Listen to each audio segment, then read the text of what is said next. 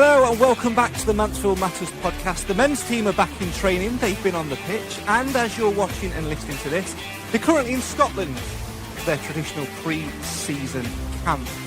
Oh, I hope the weather's changed for them. To bridge the gap, we're turning our attention elsewhere at Mansfield Town FC and honouring a true club legend as we bring you yet another episode of Stags Stories.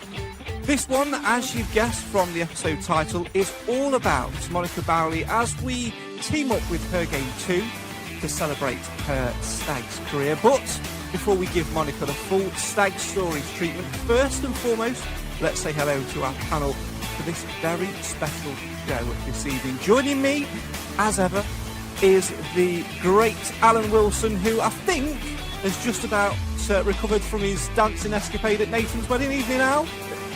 Evening, Craig. Good evening, everybody. Have you recovered from Nathan's wedding yet? I hear you were dancing the night away. Yes, thoroughly enjoyed it, mate. Long time since I've been dusted the dance shoes off, but yes, it was a very good evening. Yeah, great scenes indeed. I sadly wasn't there to see Alan dancing, but I did see Cam get rejected by Clive, which is another story entirely, which we'll leave for another podcast. Let's say hello, good evening, and welcome to Emily, who has got 2 hats on tonight. Not only has she got 4 fans pointing in every direction, because we are recording this on the hottest day in July so far, she's also got 2 hats on tonight. One hat is her game 2, the other hat is Mansfield Matters. This is a collaboration of all sorts. Evening, Emily. Evening, Craig. Evening, everybody. How are you coping with the heat? How many fans have you got? I currently have 4, that was the correct amount, but only one of them is on. Well, there we go. So if anyone is watching and thinking, why is Emily's hair blowing all over the place, left, right and centre, it's because she's got fans. And if you hear a little bit of fan noise in the background as well, I would say sorry, but I'm really not, because it is the hottest day of July as we record this, and you know, we're going through pain barriers to do this.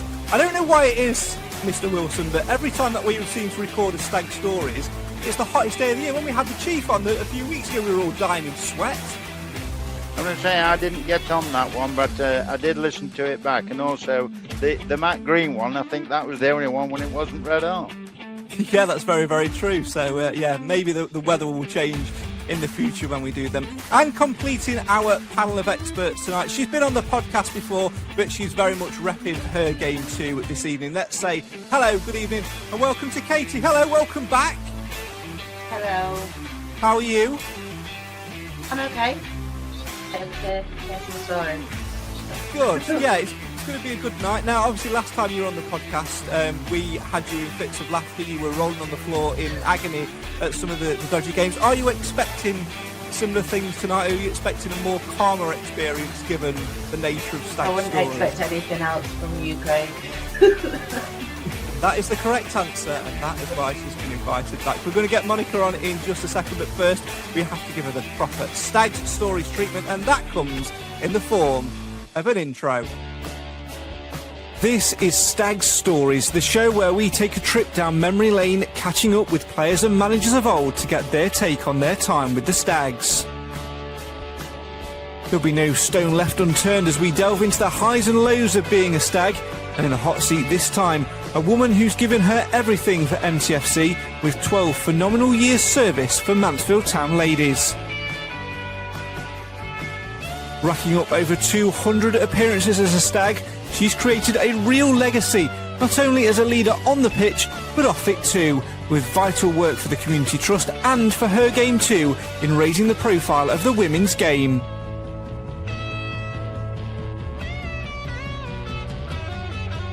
The defender's 12-year stint saw many a trophy added to her own trophy cabinet, none more so than in her final season, helping Andy Bell's side to a domestic double, lifting both the County Cup and League Cup in May. Above all else, she's really put ladies football on the map, helping to create a number of opportunities for women and girls in years to come, and it is fully deserving of the title of Mansfield Town Legend. This is Stag Stories with Monica Bowley.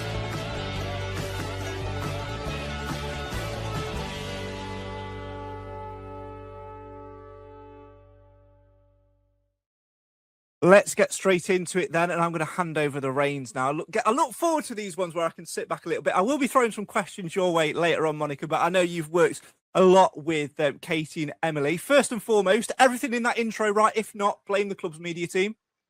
It was a lovely intro. Thank you very much. Always a pleasure. Right, I'm going to hand over to Emily and Katie, and we're going to throw some questions your way and find out all about your time at Mansfield Town FC. So there you go. I'm going to shut up now. I love this bit. Hi, Monica. Thank you for joining us. How are you? I'm all right, yeah. Okay. A bit more, but yeah, I'm good.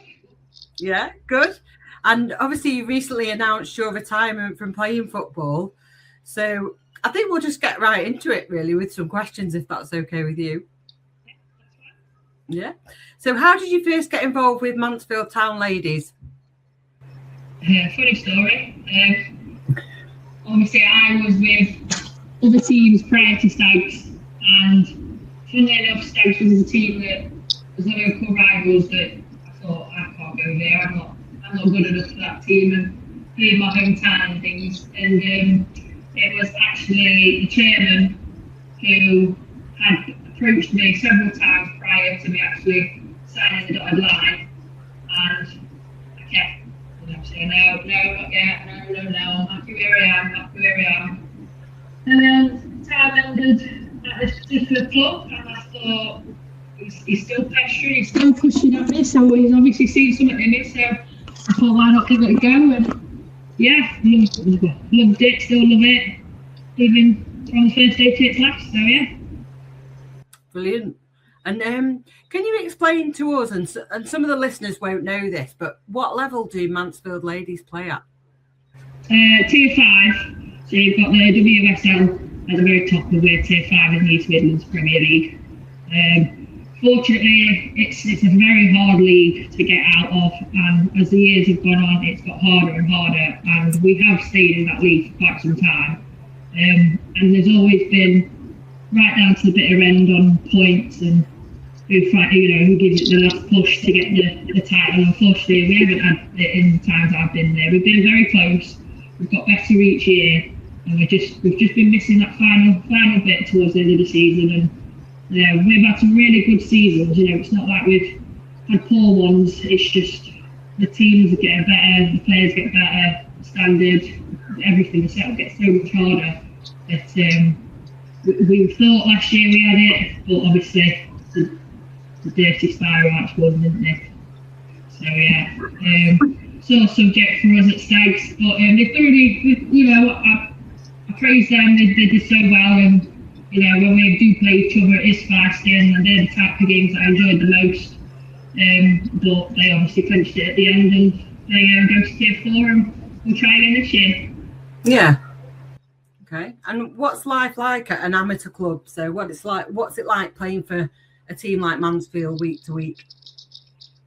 I think surprisingly people might think it's quite, decent. I mean it is, but it's not. We don't get paid. It is completely voluntary.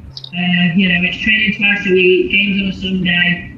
They can be at home R&H one week, and they can be as far as Gainsborough or Lincoln or wherever. So we've travelled quite a bit, and then obviously you've got the FA Cup in that as well. They can be further afield, but it's quite simple. It's a good layout, good venue, incredible venue to be fair. There's not many places that you can have somewhere to train at the facilities of like R&H, and obviously have the one call when we can get it.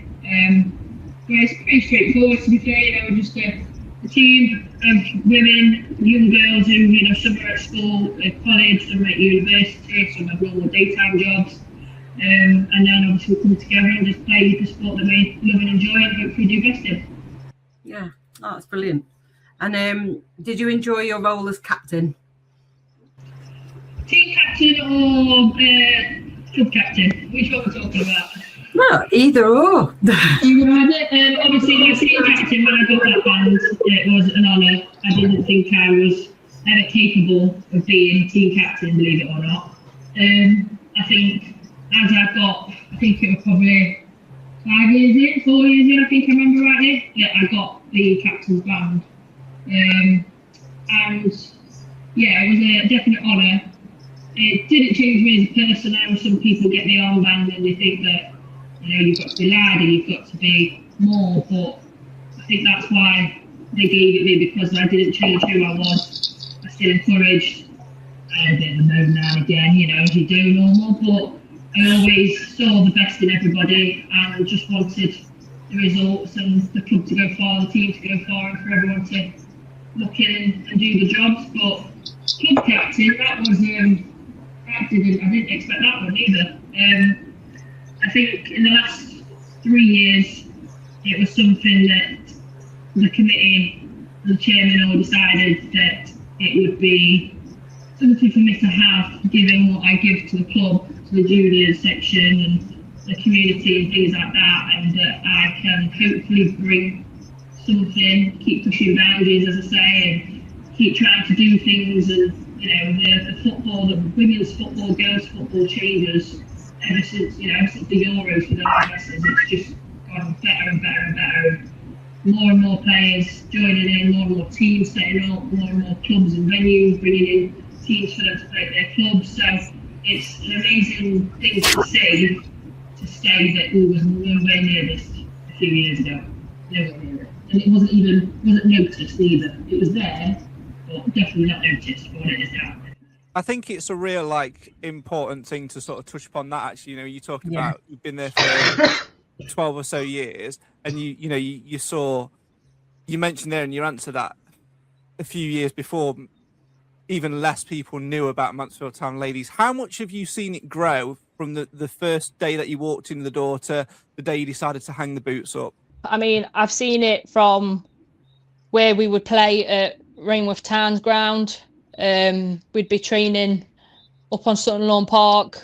We'd try and get in the winter months as early as we could because of the light. We didn't have the floodlit ground at the time. We would play at Rainworth Town's ground, and it is a great ground. There was many memories there, but when you think of Mansfield Town, you don't think to go to Rainworth. But they stuck by us, and they still stick by us now. If we never need a last minute pitch, they do look after us, and we've got a good relationship with them, to be fair. But even kits, sponsorships, we struggled to get anything like that, especially anything that seemed decent, should I say, as a sponsor. But yeah, fan bases as well. You come on a game, it'd just be the parents of the players, friends of people that played, and then to compare it to now, we've got full kits, we've got sponsors, we're in line with the men's kit as well, which is fantastic. We want to be together as a club as best as we can. So the fact that we're in line with the first kit as well, with the new kit, away kit and everything, goalkeeper, training kit, we get sponsors. We've pushed to really be seen. Such things as socials, putting posts out, sharing things, no matter how silly they were. Videos of the manager, the players after a game, pre-game, post-game, all these little things, even like the setup of cameras. You'd have someone with an iPhone a few years ago. Now we've got VO. Now we've got proper, setup that we're thankful for, that, technology is changing all the time, and these opportunities that it can give us.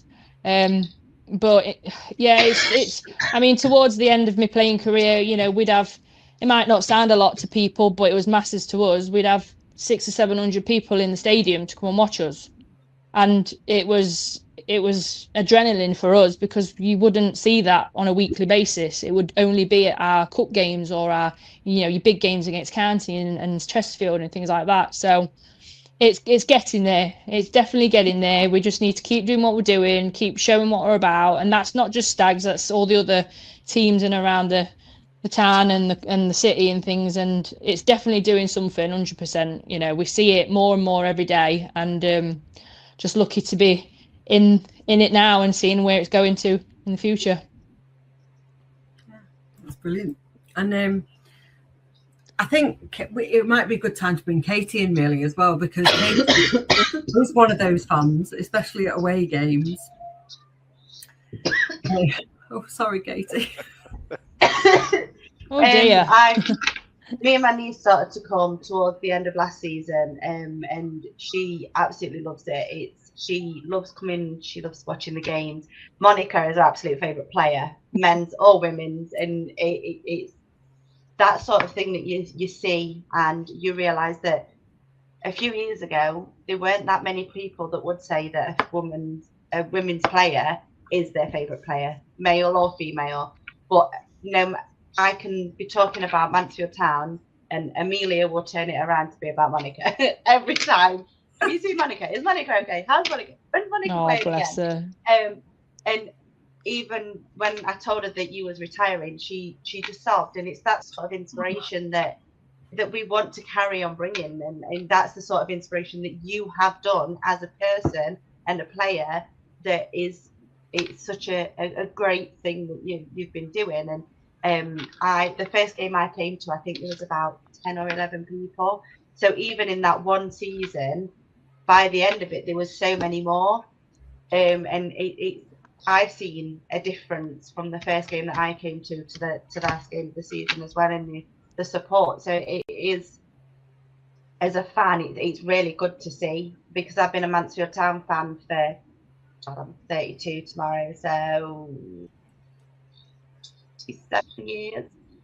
And it wasn't until 5 years ago that I even knew that we had a ladies team.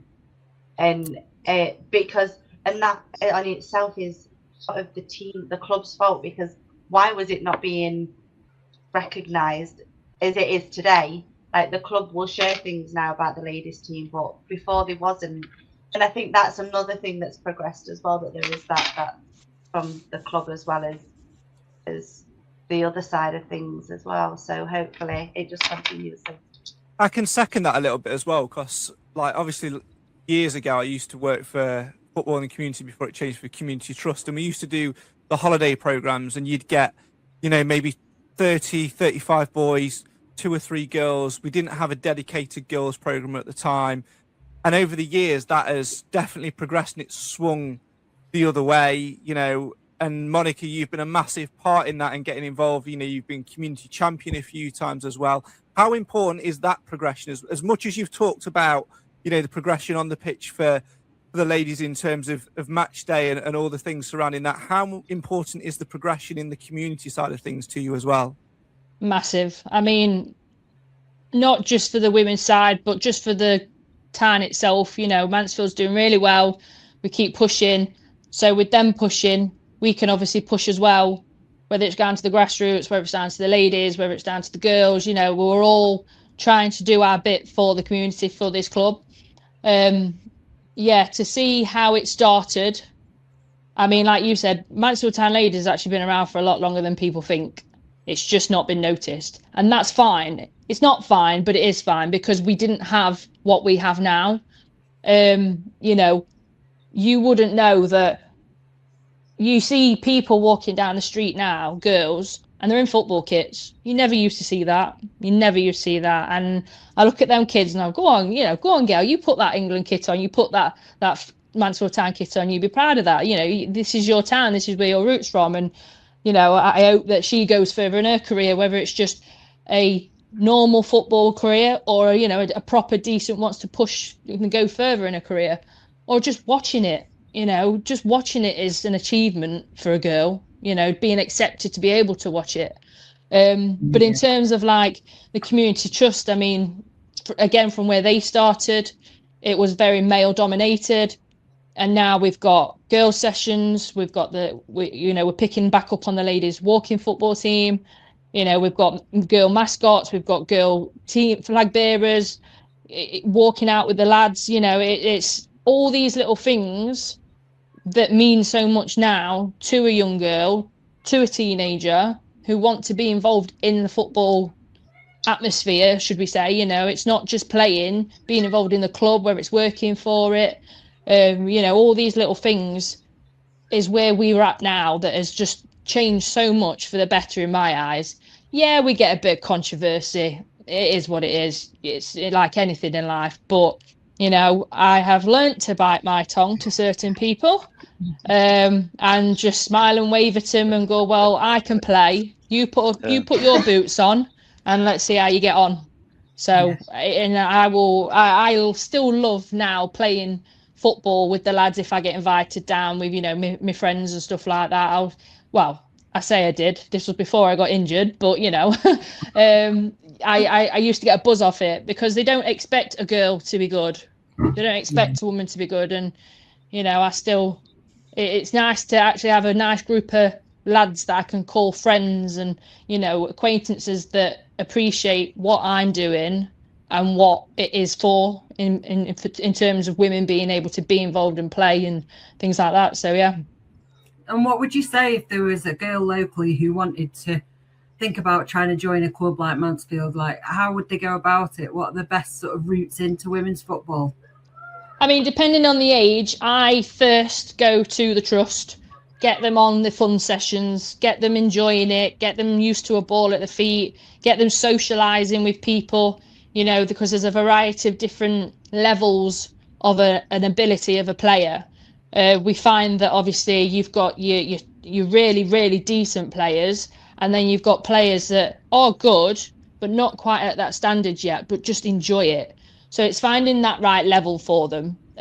Obviously at Mansfield Town Ladies, we have a junior section that, again, wasn't much a few years ago. We didn't have as many teams as we do now.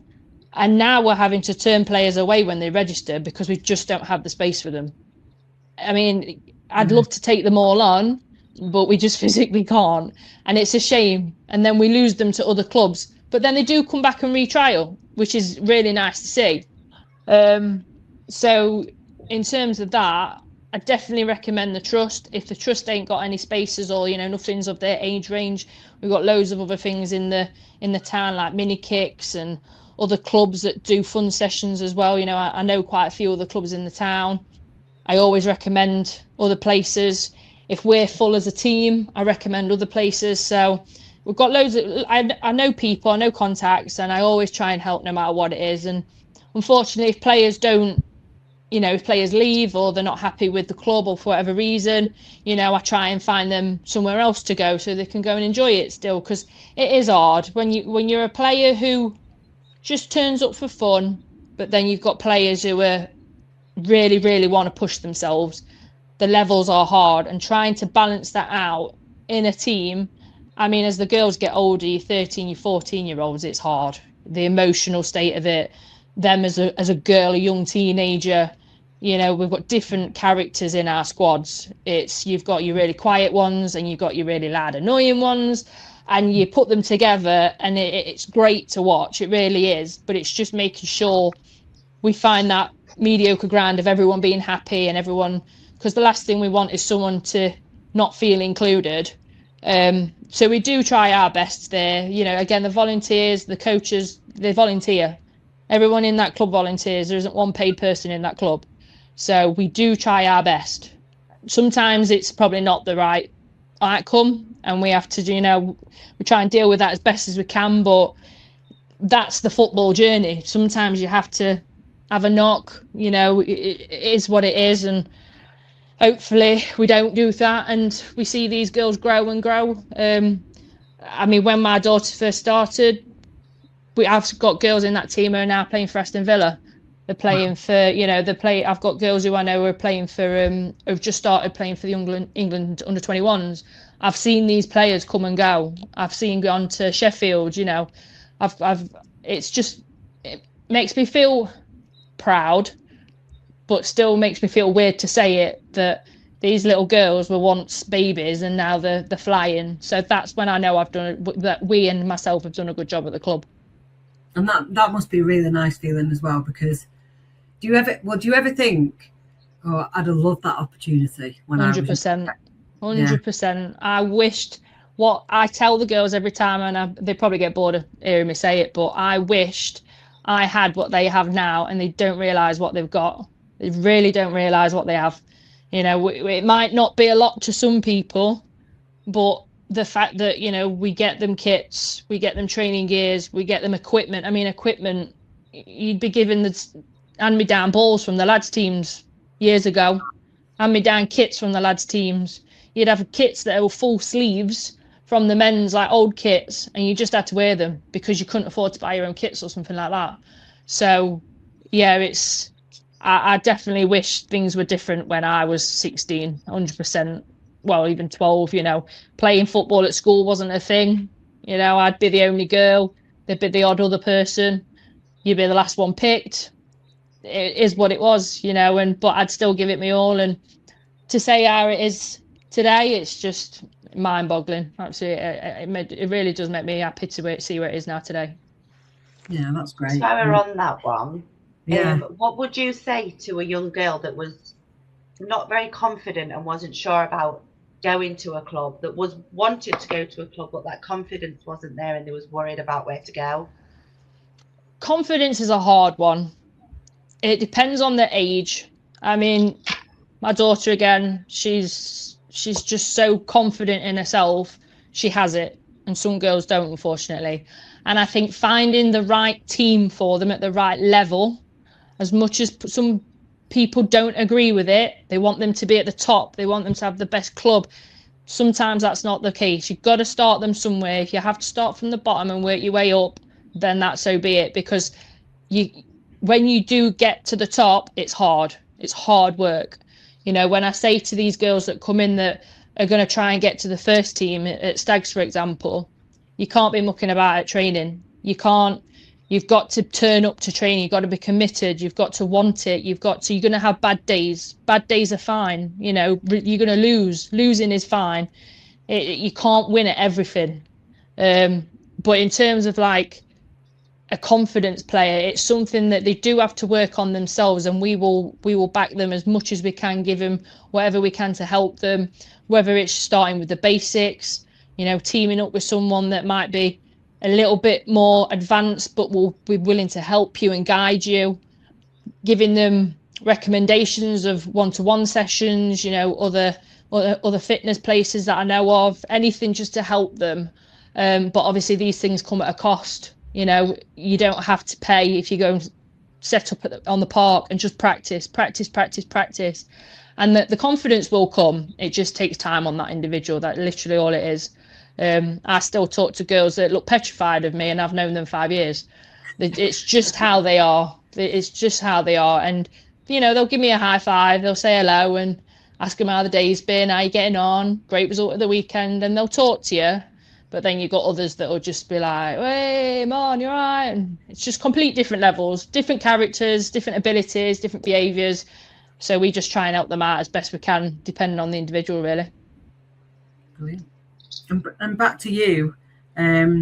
What's it like balancing all those things with playing at that level as well? Because you're having to work, or but you've got children, you've got so many other responsibilities. What's it like balancing everything? Hard. Hard work. I don't know how I do it. Me and my husband, because he's part of the club as well. Yeah. Kids play football. Yeah, he's head of the girls section at Stags. So then he coaches my daughter's team at under 15s. My lad plays, but he plays for a different club. So yeah, you can imagine most nights we're training. Most of the day we're at work or school. Most of the weekends, one's going one way, one's going the other, passing ships.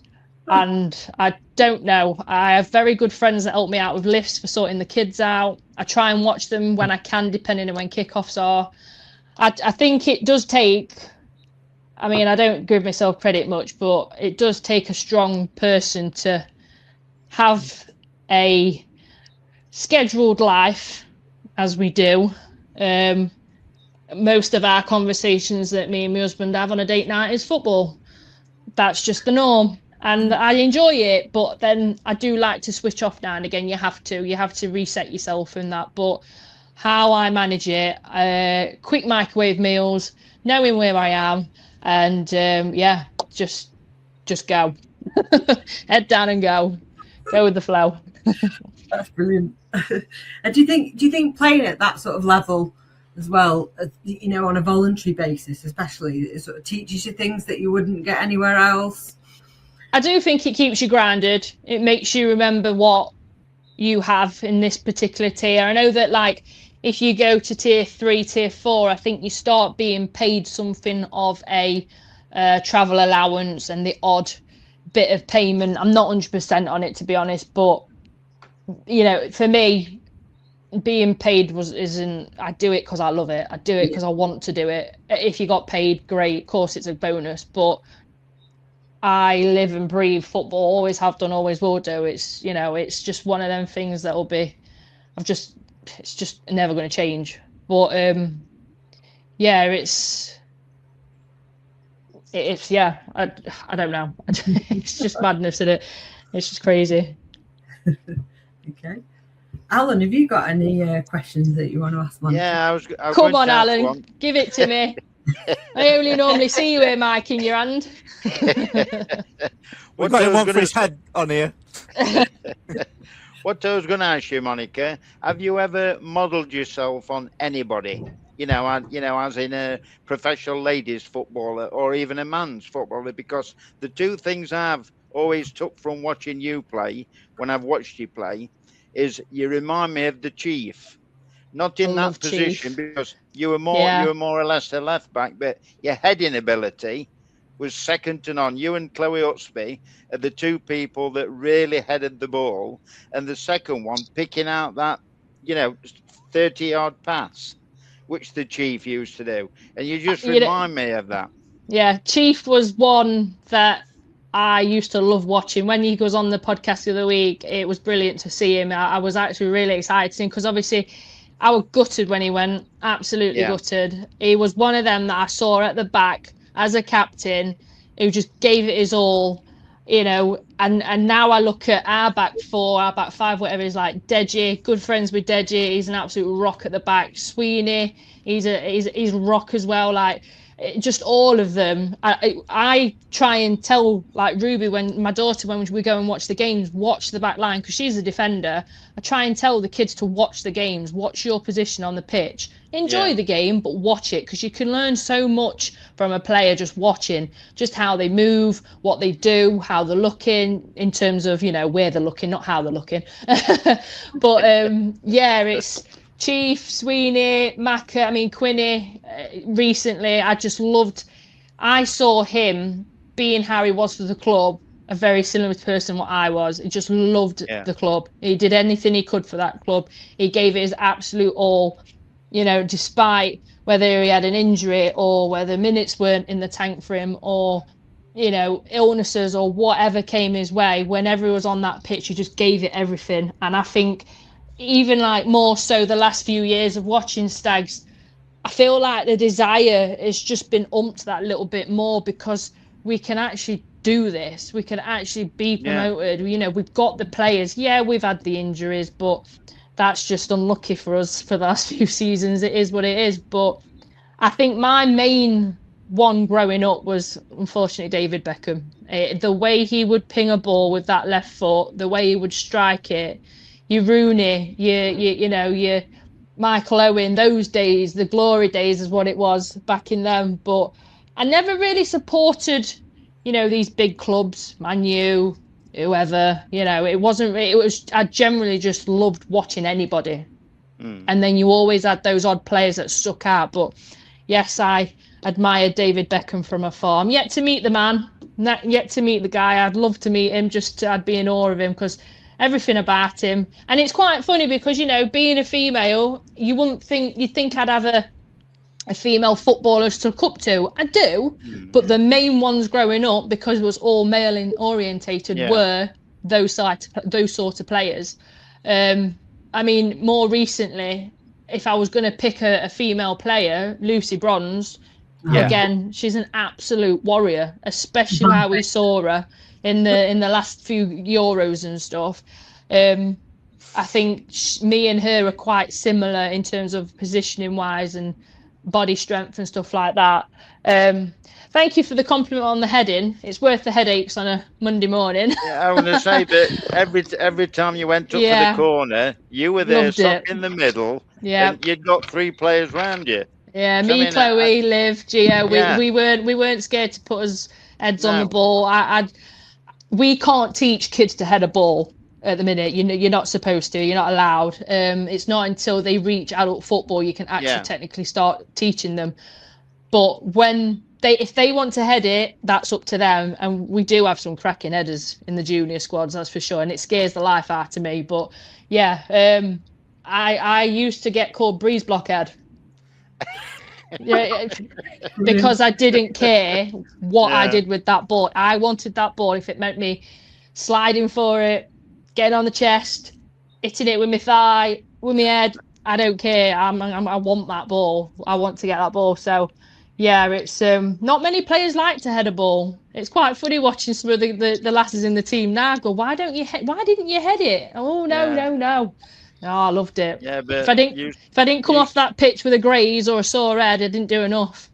Yeah, you certainly stood out for that reason anyway. And also, with the game too, we've even got a female mascot as well. Ah, we have now, haven't we? With Sally, yeah. Yeah. Just little things like that, though. Little things like that it can change the way that, you'll have these young female fans now that come and watch a game, and they actually can high five both Sally and Sammy. It might sound silly, but it's not. Why can't we have a male and a female one? It's why can't we do that? So just going back to the Lucy Bronze comments that we were talking about, I see the way that she is the way that she's passionate and she's strong. I mean, look at the Euros last year, she was playing with a broken fibia. I see a lot of that in you, because you will push yourself to the brink. Like, you was hobbling around at the cup when you did your injury at the end of last season. Oh, good. It was just a sprain. I know. That'll be fine. You was fuming that they brought you off. And I know. I generally wanted to stay on as long as possible because I knew what game it was for me. And I think because I gave it my all, I got cramp. And I thought, I can do this. I can ride it out. And no, I couldn't. So I thought, right, here's the moment. Came off, and then 2 days later, absolute agony. Turned out I pulled my calf. So yeah, 7 weeks later, I've not long back and gone back to work, and it's better than it was, but it's still work in progress. But yeah, Lucy Bronze. I mean, who does that? Absolutely bonkers. You would do that. I would probably do that. Yeah.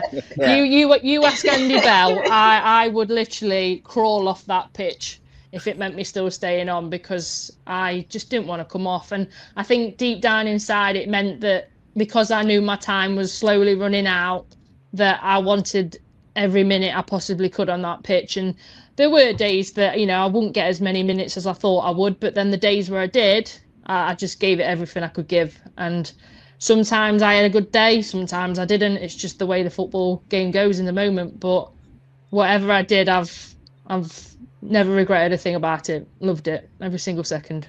It is so positive to have, and I think that's really important to continue to highlight to young girls going forward. But at the same time, you must have had that thought process of, well, you probably didn't, judging from what you've said, of, you're not bothered to get stuck into tackles, you're not bothered about injury. But you mentioned there, like if you picked up a bit of an injury, you've still not gone back to work properly, and that has an impact. Whereas in the men's game, we spoke last season at length about Rhys Oates having like a year out.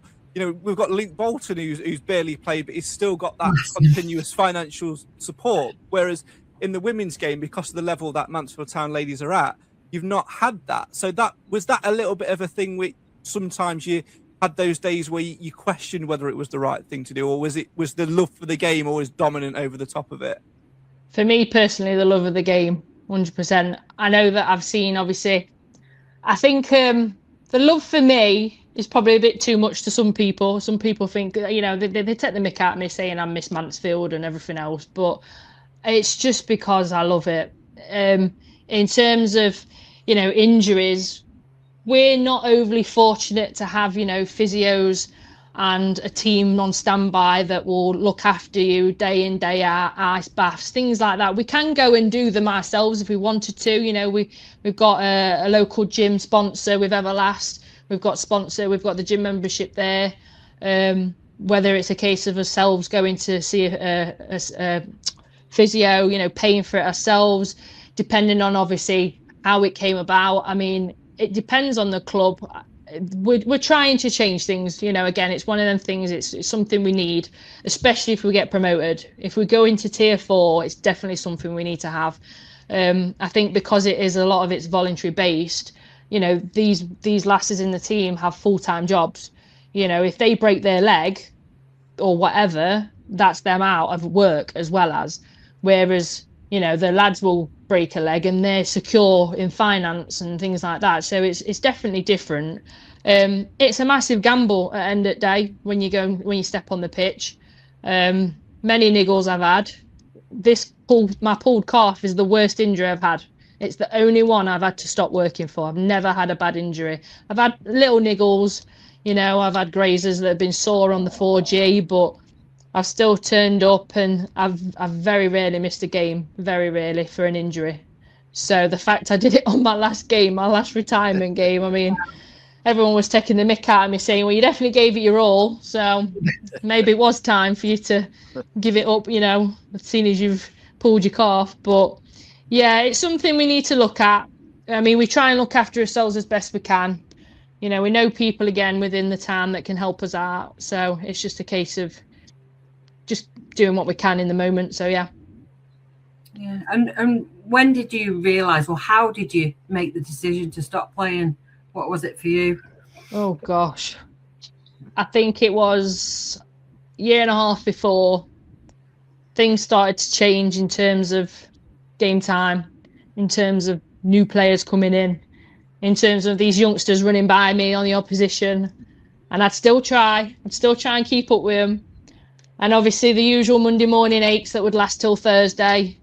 And then you'd cancel, Then you'd cancel training on a Tuesday because you needed that extra time to rest. And then I felt guilty because I needed to be there for training both days, not just one.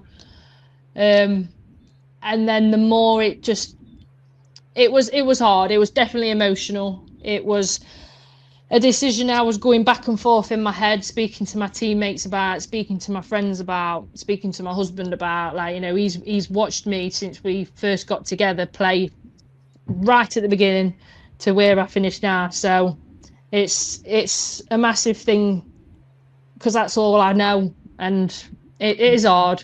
It was a very hard decision to me. I still think now have I done the right thing, but yeah. It is what it is. Aren't you? You're still involved with the coaching side and the community. Yeah, I'm not officially a coach, but I am there to coach and help out and stick my 2 pence in. I always say that. I'm happy to help anybody. I'm there most of the night on a Tuesday. I'll be there from 5 till 10, with the juniors and then the seniors. And then if I can get down on a Thursday before, we've got the older groups, the 15s, the 16s. And then obviously the seniors after that. If I can get to a game before our games on a Sunday, I'll get to that. It's just wherever. It's just now the fact I'm still going to be involved, but it's the playing side of it that I'm going to maybe struggle with. It's now the season's technically starting back up again. It might be a bit harder to watch. I mean, because I've been injured, I feel like that's been a distraction for this last 7 weeks that I haven't been able to move really. So now the girls are back at training and they're kicking a ball about, and all I want to do is kick a ball with them, and I'm like, oh. So yeah, it was going to be hard. I just didn't realise how hard it was going to be saying the actual words. And my manager and the assistant managers and the chairman, they were very, very good with me. They knew. I mean, Andy, the manager, she's been there herself. She used to play. She played at high level, and she's been there, and she knows how it feels. And you just got to listen to your body, unfortunately, as much as I try to ignore it. So, I'd love to say I would carry on playing at a lower level, just to keep ticking over. But if I was to go to another club, I won't be able to do what I do at Stags. So it's trying to weigh that balance up, and I've said Andy's more than welcome for me to carry on training with them just to keep me ticking over as a fitness thing more than anything. I'll still be there on a Sunday rooting the girls on. So yeah, I'll still play, definitely a big part, but maybe not so much playing anymore.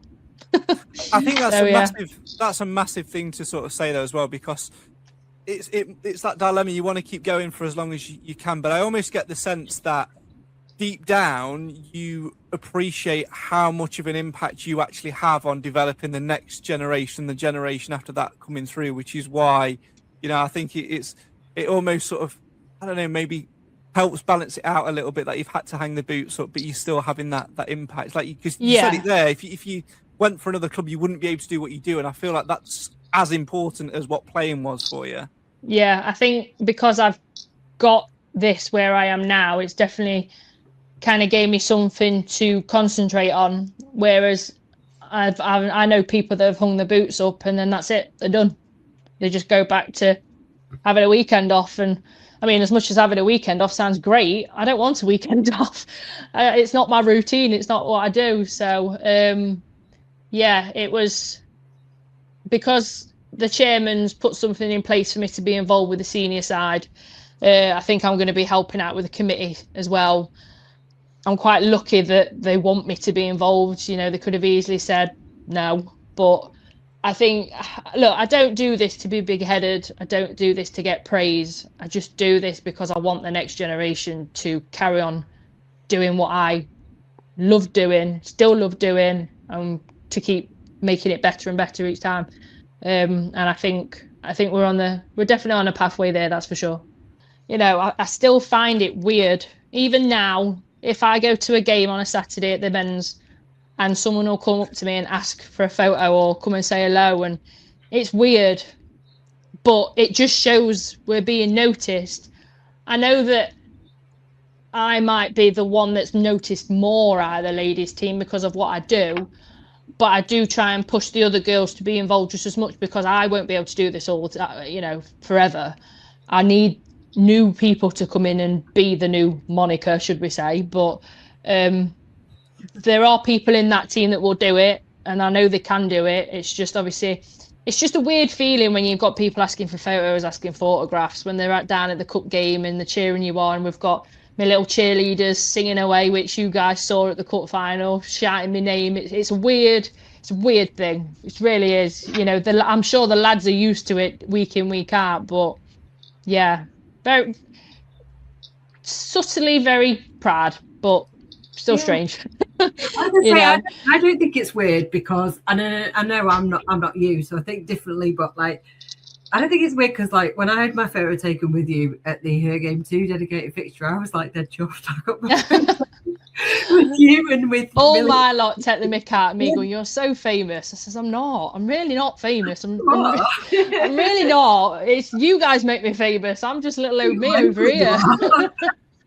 For the last year, you've been on Amelia's school wall, because the photo that she had for that first ladies game, they printed that out and put it on the wall. Oh, she's so cute, honestly. And she was not, because she was in a little Christmas jumper thing, she was like, that's up down my wall for the rest of the year. This is not good. Oh, honestly, just it's little things like that. I mean, I had a friend who brought her daughter along, and we had a player spare for walking us out, and I said to her if she wanted to, because she was a bit shy, she weren't sure whether to do it or not. And there's a photo of her looking up to me and I'm looking down to her, and her mum took it, and still to this day she talks about it. And it's again a weird kind of feeling, but still, I don't even know how to word it. It's again, for what I've done, it feels like it's worth it. Just that will mean something to her in that moment. Same with Amelia. That photo, having it with the girls, will mean the absolute world to her. These little things that these girls look up to us, whether we're around the RNH, whether we're around one call, whether we're walking the streets, when we're out and about. I can't go out without somebody seeing me. It's weird. And the lads at work, one of the lads always says, "You're so famous, Mon. Can I have an autograph? Take it mick out of me." And I'm like, I'm really not. Stop it. So I don't let it get to me head, that's for sure. I'm definitely not like that. I think I'm just proud of what I've achieved, what we're achieving, what we're still trying to do. And hopefully we can keep doing that with another version of me in the future. I'm sure there will be more than one version of you in the future. Go on. Sorry, Katie. No, it's okay. How does it feel knowing that you are a role model to these girls? Because you are. as much as it might feel weird just for you to hear, you are such a role model to the local young girls that are playing football. See, role model is it's a big word. It's out there that, you know, you do all this and you do all that, but I'm just a lass from Mansfield who just wants girls to play football and do the best that they can, whatever journey they have. You know, I don't know. It's just, I am proud of it. I do feel a bit giddy sometimes when they come up to me, and it's, you know, there's one chap, Alfie, Craig Foster, he'll know who I am. He always used to wind his lad up because apparently I was his, you know, fan as well. And, can we have a photo? Now I think he's 16. This has been going on since he was, I think he was 12. He always wants a photo, always tries to embarrass him. And it's quite funny, actually, but I've calmed down with him now. I don't want to embarrass him too much. But he still says hello. He still, you know, he still asks questions. And in fact, it's more weird when the lads want a photo or ask the questions and high five you at R&H and things like that. But it shouldn't be weird. It should be normal that we're all playing the same sport. That's literally there's no difference. You're male, I'm female, but we're all playing football, and we're all here to do the same thing. So, yeah. How do you think that Her Game 2 has had an impact with the ladies' side of football? How would you say that that's helped, or maybe not so much helped with certain aspects of it? I think obviously when I have been down and done the Her Game fixtures, it's definitely maybe put us out there to be seen when we're walking around the pitch, when we're in and out of the stadium, you know, making it almost feel normal that, you know, this is normal, and it's not something that we need to make a comment about. It's definitely helped. I think there's still loads to improve on going. I mean, the Her Game fixtures have got better as the years and third year this year, is it? They have got better. The fourth, they have got better every year, but it's knowing what we can and can't do within the men's game without it going a bit chaotic. Because obviously the lads have their schedule and that's absolutely fine, but it's still wanting to be recognised the Her Game too, the people, the ambassadors, what it's about, you know, the merchandise and where you can find social posts about it and things like that. I've not been involved as much as I'd like to, because obviously been playing normal life, everyday life. I know that you guys do a fantastic job, you know, putting it out there, doing what you do. Definitely keep doing that, because, you know, we're getting more and more members in the chat that we have. You know, people bring up things if there's an issue that they see or they hear about. So it's definitely better than when we first started, definitely. But yeah, it's another thing to be proud to be a part of, and hopefully it continues. Yeah, and we'd love you to continue to be a part of it as well. And we want to thank you for everything you've already done. Keely asked us to make sure that she said to make sure that you know that we are thankful for everything you have already done. You're welcome, Keely.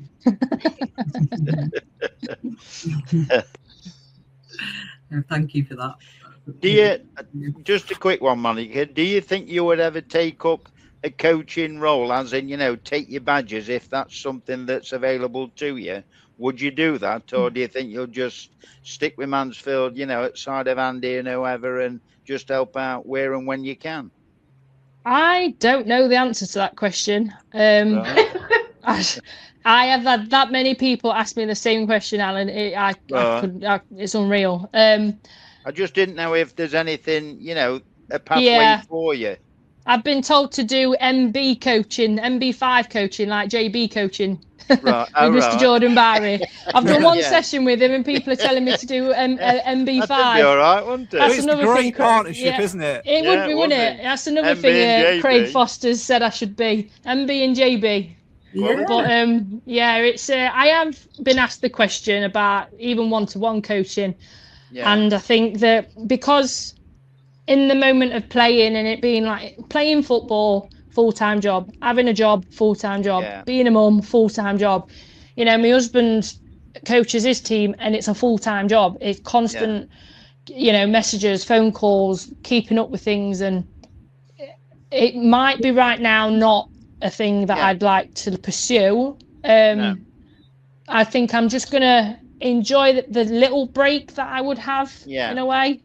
But I'll still be around telling them to stop messing about and pushing them and, you know, pushing them to do better in drills. And because I know sometimes they slack off. I'm not daft, but I know they've got it in them. And I will give my 2 pence on the sideline. I'm not scared to do that. But within reason, you know, very friendly. I'm not one of these that shouts, although my lot would probably say I do. And my daughter's team. But it'd be nice for you to get 3 county cups as well. It would be nice, wouldn't it? That's up to them this year now. Yeah, it's, I would look forward to that. That would be good. The fact that we won it the first time was massive because we'd been in the final like 4 times and I know. Heartbreaking every time. So the fact that we did it against one of our own teams in the league at the time was Baseford. And then obviously to go and get it again against Notts County. I mean, a young, fresh team. I just think experience took it over the line that night, and it was a hard fought 1-0, if I remember rightly. It feels like a while ago now. Hard fought 1-0. Gutted not to score. I had 2 chances. I missed them both. Header. With the header, diving header, and I missed it. Just went over the bar. Absolutely fuming with myself. I still remember it. I know. I won't ever forget it. I still sit sometimes watching the game because I like watching the games back as well. My husband thinks I'm sad watching them back, but just it's memories, and especially now they're on, like some games are on YouTube and stuff. I can sit and watch them. Yeah. And, you know, not many people get to do that, and I've got loads of photos, loads of things that I've had through, you know, shirts and stuff like that I've kept, and tickets from the men's games, you know, all these little things that I've kept. And I'm gutted that it's come to an end, but not come to an end in terms of what's going to be coming forward for the future, I'm sure. So, Well, speaking of which, in terms of memories on the pitch, let's talk through a few of them then. Just share with us a few of your highs and lows from on the pitch. You mentioned the county cups there. What other things spring to mind when you're sitting back and you're reflecting? What other things spring to mind as the highs of your playing career? Of highs, obviously, apart from, you know, the cup wins and things like that. I mean, getting to play on the one call is always a special occasion. That you know, it's a great ground to play on. Mez and the lads do a fantastic job with the grass. You know, the staff with the actual ground itself. Very lucky when we do get to play on it, which is, you know, is again another thing that we want to keep doing. We want to try and get on that pitch as much as we can. There's quite a few highs, I think. I mean, I've seen many players come and go. I've seen friends for life through the teams that we've had. God, there's so much. I can't remember it all. You know, even things like the Lioness Award that got given to me through someone nominating me through the club, one of our grassroots mums, you know, things like that. There's just too many. I got a chance to play on Wembley, you know. I mean, who gets to say they did that? It's just ridiculous. Nearly scored in that one as well. What was that then? What game was that? That weren't a header though. That was a cross that was going in that looked like it was going in the net instead.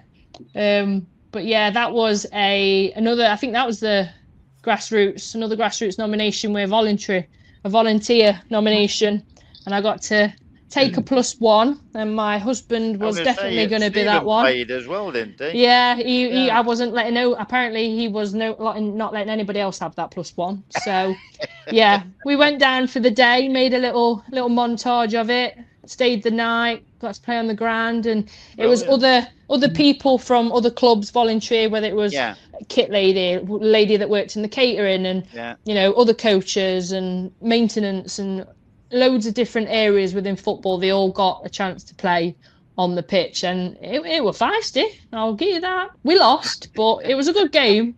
I think we lost 4-1, to be fair. It was a great game. When we finally scored, even their opposition came and piled on us because they were happy we scored. Because we had so many chances. We just them up front couldn't put them away. So, but yeah, that's definitely one to remember. I've got my shirt framed from that night as well. Got my dirty socks. I've got the Wembley grass stains on my socks that I've kept. So yeah, memorable that one. I think they're all. I mean, you've played the likes of Chesterfield on that pitch, Notts County on that pitch, Peterborough United, they're flying. We played them on that pitch, many years ago. I've been fortunate enough to go and play at other stadiums as well. It's just, I think as a whole, it's all been a massive high. I mean, there've been a few lows within it, but not as many as the highs, that's for sure. I'm sure there's plenty more to talk about, and we'll round off with a few final questions in a little bit. But unfortunately, it is the time now where we have to subject you to a Mansfield Matters quiz. Oh, no. And Katie is already looking like she wants to jump out of a window. Emily is happy because she knows what's coming, and Alan's got no idea. And this, well, let's find out what it is, shall we? Quiz time, quiz time, quiz time, quiz. It's the brain of Bishop Street. It's the brain of Bishop Street. Who will be the champion? It's the brain of Bishop Street. Wow. I mean, exactly. Yeah, that's. I have no words. That's exactly the reaction you should give, to be fair. Wow. It's time now for a brand new quiz. Oh, this could go terribly wrong. It's the brain of Bishop Street. Why? Well, because A, I've had this idea written on a scrap bit of paper for a year and never used it. B, because when Sid built the arch, I had this vision in my head of like a ChatGPT image with someone's like face on like a little stag's Mount Rushmore. And most importantly, C, I made a jingle for it. With this game is a head-to-head challenge where players will face 5 questions each, alternatively in a penalty shootout style. If after 5 questions the scores are level, a nearest 2 question will be used to determine the winner. The questions are general knowledge-ish in a Craig-style twist. They've got a theme to them. Monica, as our guest tonight, you can pick your opponent from our panel. Obviously, anyone but me, because I've set the questions. So who would you like to go up against, Katie, Emily, or our Alan? Let's go to Sir Alan first, shall we? That's a great Cheers, choice. There you go. Alan Cheers. is You probably know more than me, though. thoroughly delighted. You probably know more than me. I'm not very good at quizzes. Me Well, neither. We'll see how you get on with this one. Also, you get to choose the topic. So, like I said, there are 2 Craig-esque style topics. Topic 1 is questions about Sammy or Sally. The question set 2 is about the word yellow or things that are yellow. So, Monica, do you want Sammy and Sally or yellows? Yellows. Right, okay. Well, so, Alan, you're happy with the... Sorry, Alan. Whatever. Not bothered, I is he? usually Not come bothered. last, so it don't Not matter. Used to it. Well, there we go. There we go. So, Alan, your first question in the Sammy or Sally category is: which famous Sam lists Notts County, England, and Bolton Wanderers on his managerial CV? Sam Allardyce. That is the correct answer for your first point. So 1-0 to you. Monica, your first one is: Follow the Yellow Brick Road is most commonly associated with which musical? Oh my God, I can see them. It's Dorothy and the Witch and Wicked. No, not Wicked. That's the wrong movie. What is it? I don't sit down and have time to watch films. I like football all the time. I'm gonna get absolutely handed for this. Steve, who's in Dorothy? Whoa! I got it. Oh, what is it? Wizard of Oz. Correct answer. I was going to be mean and say I have to accept your first answer, but no, I'm going to do that to you. I was Alan, close though. Wicked's in it as well, in a way. Indeed, yeah. What a piece. Alan, your next question is: Sally Unwin. Speak, it's got Sally in the question. There's the link. Sally Unwin is a character from which British soap opera? Oh, come on, Alan. I know this one, I think. I don't know, Sally. The only thing I could think of would be Coronation Street. Is that what you're going for? Yes. Correct answer. Well done. Oh, thought I had him. 2-1, Wow. Alan leads. Your second question, Monica, is Yellow was a hit for Coldplay. Blimey. But in which year was the single released?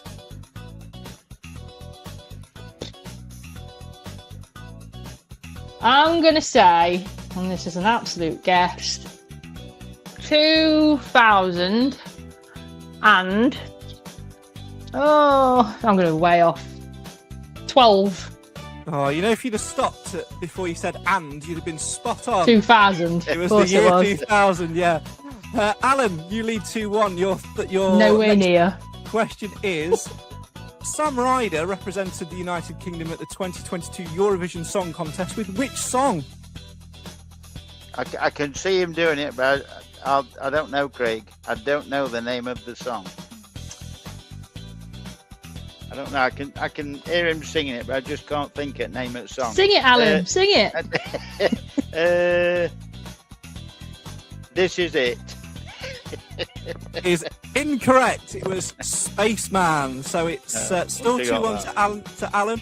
Monica, your chance to level then with this. Kevin Costner leads the cast of which 2018 neo-Western drama? I have no idea. Again, I don't have time to sit and watch TV. I'll give you a bit of a clue. Yellow's Go not been on. in the question. Yellow's not been in the question, so it must be in the answer somewhere. Yellowstone.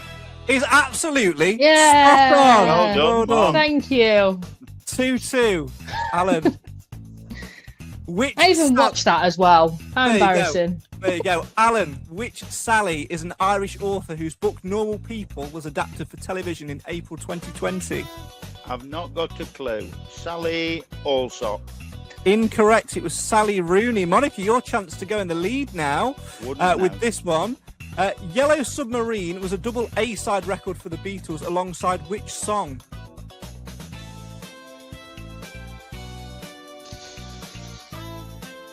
Not a clue. Not a clue. Not a clue. Sorry. Pass. Okay, the answer was Eleanor Rigby. So we are on sudden death already on the final question. Alan, your final question to go back in the lead is this. The term Uncle Sam is most commonly linked to which country? USA. Is correct. Now, Monica, to take it to a You've tie had break, some right easy ones. you need this one. Fix this is. You chose the category. Monica, right. your final question. The Yellow Peril is an episode title from which classic sitcom starring Sir David Jason? Only Fools and Horses. Is absolutely spot on. So we do need to go to the tie break. And it's as easy as this. And the tie break is this. As the crow flies, how far in miles is Bishop Street in Mansfield from Bishop Stortford Football Club? Now, Monica, as the guest, you get to give your answer first. As the crow flies, how far in miles is Bishop Street in Mansfield from Bishop Stortford Football Club? Don't even know where Bishop Stortford is. No. Can we have a clue as to what direction of the UK it is? Or what Alright, it's I'll be kind, and you would travel south on the A1.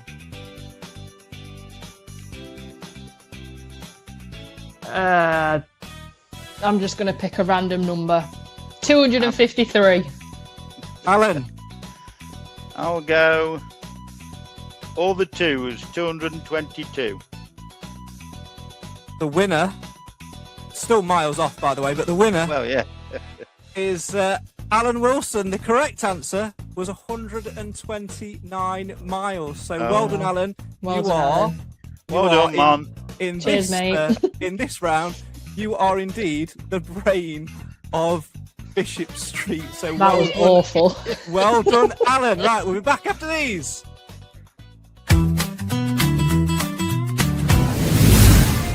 Protect what matters most with Actifire Limited. Your trusted local fire safety experts in Nottinghamshire, proud sponsors of the Mansfield Matters podcast. From fire extinguishers and alarms to emergency lighting, pat testing and risk assessments, they've got everything you need for your business to stay safe. Affordable, reliable, professional. Because when it comes to fire protection, there's no room for compromise. Call Actifire Limited today or visit actifire.co.uk. Be ready, be safe, act now.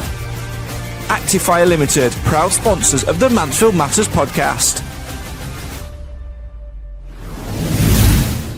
We're the Mansfield Matters crew, making podcasts just for you. Some show up, some disappear, but the stacks bring us all here. Through the ups and downs we stay, talking Mansfield Town every day. Right, we've got just under 10 minutes left to finally fire some more questions at Monica, so I'm going to put Emily back in the hot seat and fire away, please. Oh. Ooh. Ooh, Emily. Emily! You might have to edit that bit out. Oh, no, I'll leave it that bit in. That's it. Okay. Well, I'd like to know, there's something I would personally like to know, is what were match days like? So what was it? Was it early starts? How much travelling did you do? How do you juggle everything on a match day? If we're at home, they would tend to be an afternoon kickoff. It would in my day on a Sunday morning, I would either be going to see one of the juniors if they were close by, and then setting off to R&H, or if one of my kids' games was nearby, I'd go and watch them for a bit, and then go over to R&H, and then it's pretty much a get there for, it's 2 o'clock kickoff, we're there for about 12:30. And we have about half an hour getting ready, chilling out, music on. And then we go out for warm-up, come back in, say our last bits, play the game. And then we've, depending where we are, we either go and find a local pub nearby to go and have a drink afterwards, or we head off home and go to work, or whatever we do. It's pretty straightforward, to be fair. There's no glamour to it, that's for sure.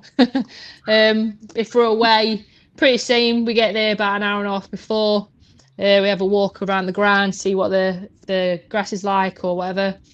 And same again, just go and get ready, warm up and have the game and travel back. It's, we say Gainsborough, Lincoln, we've done Northampton before.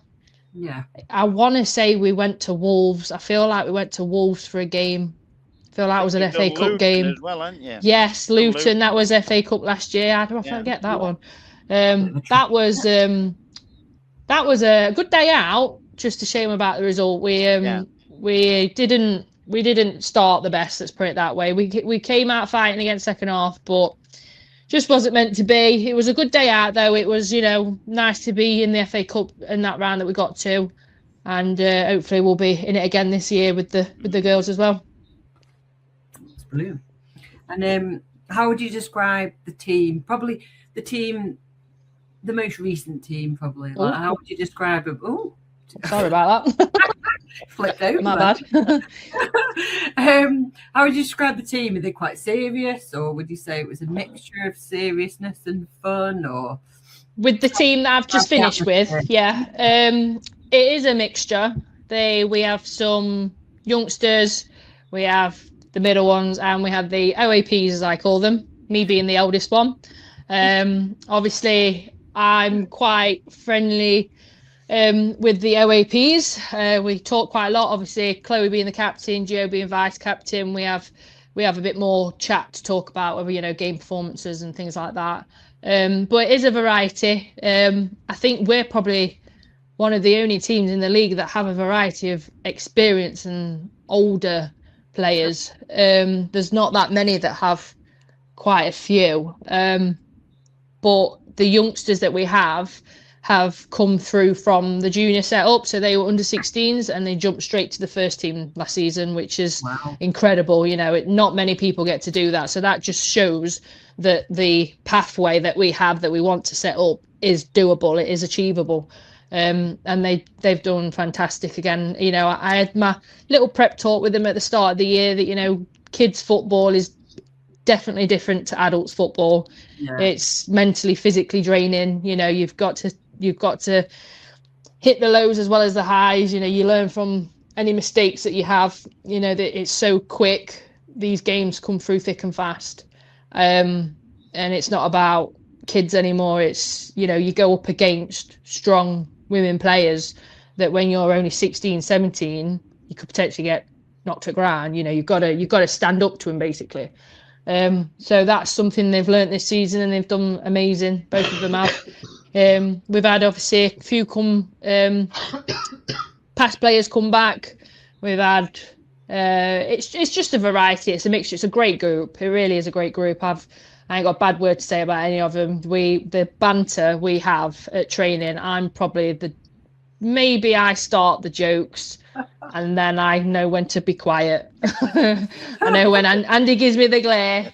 I think because it's my release, I just like to have a bit of fun, bit of banter, and, you know, sometimes I might push the limit a little bit, but she forgives me. She knows what I'm about. Yeah. But yeah, we have good banter. We definitely have good banter. Music choices, I got kicked off the DJ list for that one. Apparently my music was too ravey. Not in with the kids, am I, for this type of music that they listen to nowadays. So I bring the speaker, they bring the music. Oh. So I got demoted. That's like a good way to be. Before we let you have your final word, as we do to all of our guests on Stag Stories, there's one thing that I do want to touch upon and round upon, and that is, over the 12 years that you played for Mansfield Town Ladies, you saw a lot of change, but still there are a lot of things which need to change in the women's game. Yes, the community trust has improved. We've got more female sessions like we spoke about earlier. We've got girls now who come and who idolise the women's players and not just the men's players. But what else needs to change over the next 12 years? What needs to change to help the game to continue to grow? I mean, we're hoping that at R&H, the facilities, the plans, apparently, there's something hopefully coming forward of a bigger setup down at R&H. That itself would be a step, because having to share the pitches with the grassroots lads, with the academy, obviously the first team, we tend to not touch their pitches because obviously they like their own little setup, and that's absolutely understandable. You know, Nigel Clough has his ways of how he wants to, you know, train his lads and have the setup down there, and that's absolutely fine. But we do struggle sometimes that everybody wants to be at R&H to play their home games, and trying to keep it fair is, you know, we manage it, but just it'd be great to have a few more pitches down there and have more Stags teams down there, girls and boys, to be seen. You know, it's when we do play together, it's very rare. It's nice to have people at R&H as well to see the facilities, because many times we've had people that my daughter's opposition teams, when they come to R&H, they're wowed by it. It's you don't, because I see it every week. Yeah, it's still great to me, but because they see it once every 6 weeks or whatever it is when they play again, it's it gives it that wow factor for people to come and look at. More chance to play at the one call. I know that the juniors, again, they've had a taste of playing on it. I know that at the end of the season we have like local schools use it for finals. More recently, you know, letting the community use that pitch, because we don't get to touch it in the season because obviously the lads have it. Again, absolutely fine. It's just little things, whether it's being more involved with the mascotting, instead of it just being the her game fixtures that girls, we tend to just have girls do. You know, we can push a bit more, doing more girl teams to be mascots, and they do that, but more feeding out to the communities of the actual teams rather than just random people wanting to be a mascot, if you know what I mean. That team morale, that bonding for the team to be able to come to a stadium like the one call. To be fair, I mean, there isn't really too much. It's just little things like recently I've been involved with the kit reveal for the last 2-3 years. That itself is a step forward. It's a fun day out. This year was funny because I was watching all the like Jordan Barry loving the camera work. He didn't seem like he loved it, but I knew he loved it. You know, seeing the kit, obviously it's all hush hush, you can't tell anybody, but being able to be lucky enough to see the kit before anybody else does. Little things like having a team photo. As small as it sounds, I want to try and be able to get a whole club photo, like the lads do on the pitch, but the whole women's side of it. Or like we used to do it in the stands. It's not quite got the same effect as being on the pitch, but I'm working on it. Having the trophy. I was talking to somebody about trophy cabinets. You know, we don't actually have anywhere to put them at the ground or in each. So we want to put them somewhere. You know, it might sound somewhat small, but we're winning trophies. The juniors are winning trophies. The grassroots lads are winning trophies. They need to be seen. You know, I'm quite fortunate that most of my trophies are in my kitchen in a nice glass cabinet, but I want them to be seen by other people. You know, that people, you have people come to like the hospitality and they got the glass work at the top of the stairs. You know, people constantly in and out every week, different people, famous people you wouldn't even know, referees, people of the league, and let it be seen that the whole club can win things, and, you know, the opportunity to have got, whether it's, you know, voluntary work or whether it's like myself winning these awards with going down to Wembley. You know, it doesn't have to be winning a game or winning a cup. It could be all sorts. You know, we've got loads of people that are doing like charity work within the club, doing sponsored walks and, you know, things like that. Just for the junior side of the girls and boys to be there as well, to be seen. Just little things like that. I don't think there's too much to change, but, you know.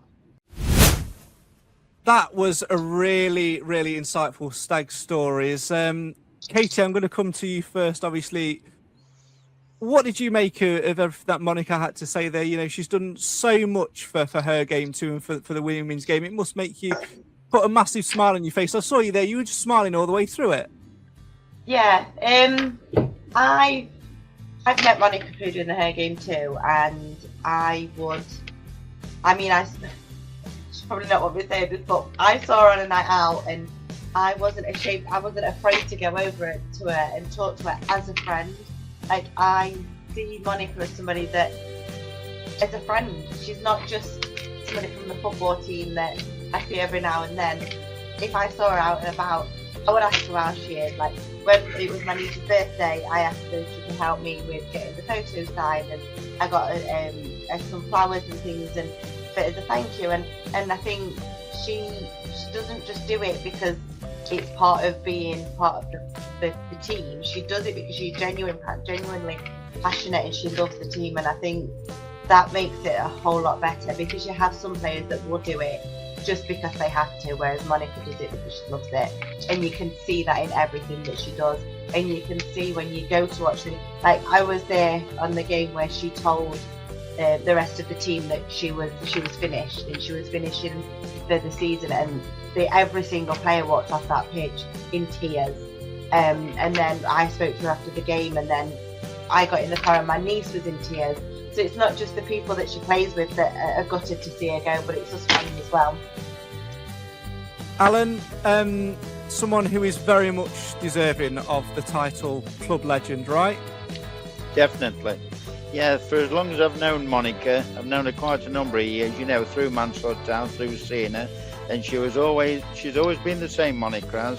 Pleasant, she's very easy to talk to, she'll do anything for you, and whenever they've needed my help, you know, as in PA announcer at the Stags, I've only been too willing to help, because, you know, that's what we do. It's like Monica said, we help each other out, we're a team, we're Mansfield. She's Mansfield through and through. And I'll just have to finish off by asking her for a photo for me wall of fame. Alongside my box. Yeah, alongside Matt Green and all the others, I'm sure we can get that sorted. Emily, you know, since you joined us on Mansfield Matters and became part of the podcast, you've Constantly said that you wanted to do more things like this. It was a thoroughly good idea. What did you think of that? 'Cause for me, I really enjoyed just sitting back and listening to some of those stories. And, you know, Monica's passionate about all things women's football and girls' football. It was a really good idea. Yeah, and she's not only passionate, but she's humble as well, isn't she? You know, even though she's like you said to Alan, a legend within the club and a community champion as well. Because it's not just playing football that she does, it's lots of other things that she does as well. She inspires people, especially young girls, and that's so important at the moment. You know, it's half the message of Her Game Too. You know, it's not, you know, the full message is out there, you know, for everyone to see, but a lot of the message of Her Game Too is let's inspire young girls to get involved, to play football, to watch football, and she so supports that. You know, it's just in her DNA, and it's just really nice to see. And I think tonight has been so easy. It's been so easy to talk to and so chatty and have so much to say, and it's been really interesting. So thank you for letting us do this as well. Just absolutely brilliant. Yeah, it certainly was. And I can echo the comments of Katie, of Alan and Emily, and say that the one thing which I think has shone through this evening on Mansfield Matters in this special Stag Stories episode is that there's often comparisons between the men's game and the female game.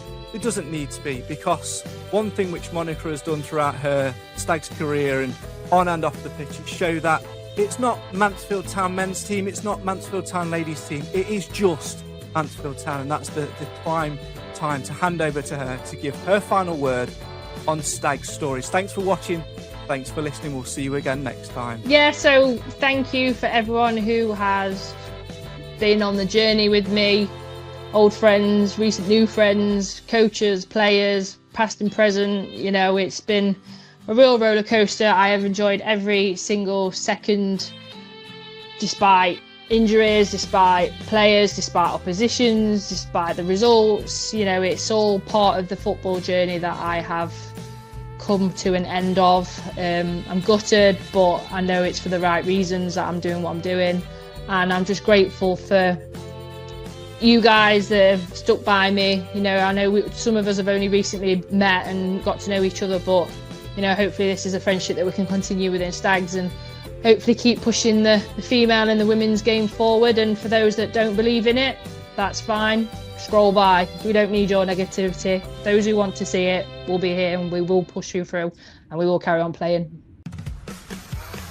Sadly, that's all we've got time for on this episode of Stag Stories. My thanks to Monica for giving us her time to talk all about her phenomenal career as a stag for Mansfield Town Ladies, and of course to the Her Game 2 group as well for getting involved and helping to continuously raise the profile of the women's game. More details on their group can be found in the episode description. We will be back very, very soon indeed. Make sure you keep your eyes on all things social media to find out when, as pre-season for the men's team continues as we head full steam ahead towards the Sky Bet League One season. For now though, thanks so much for watching, thanks so much for listening. We'll see you again soon on the show for the fans, by the fans. Why? Well, because Mansfield always matters. Good night.